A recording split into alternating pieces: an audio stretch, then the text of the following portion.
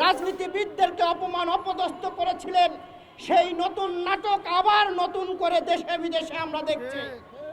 গতকালকে এই পল্টন ময়দানে এই আওয়ামী লীগ সন্ত্রাসীরা 5টি বোমা মেরেছে।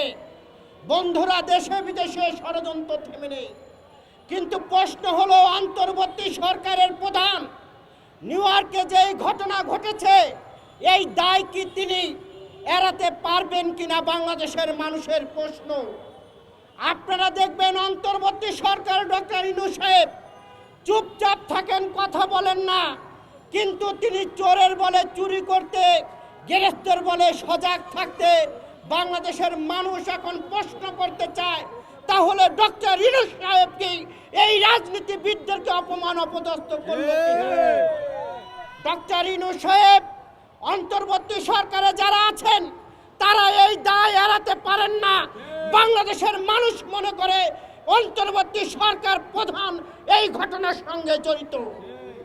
যদি তাই না থাকবেন, তাহলে তিনি তার গার্ড নিয়ে তিনি গেলেন, আমাদের রাজনীতিবিদদেরকে অপমান অপদস্থ করলেন, তিনি কেন মুখ খুলছেন না?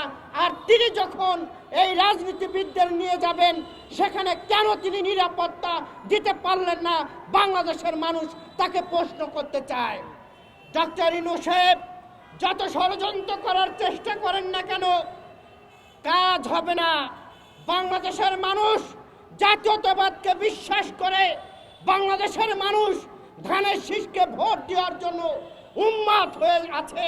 কাজে আপনি যত ষড়যন্ত্র করেন না কেন, রাজনীতিবিদদের নিয়ে কোনো ষড়যন্ত্র কাজ হবে না।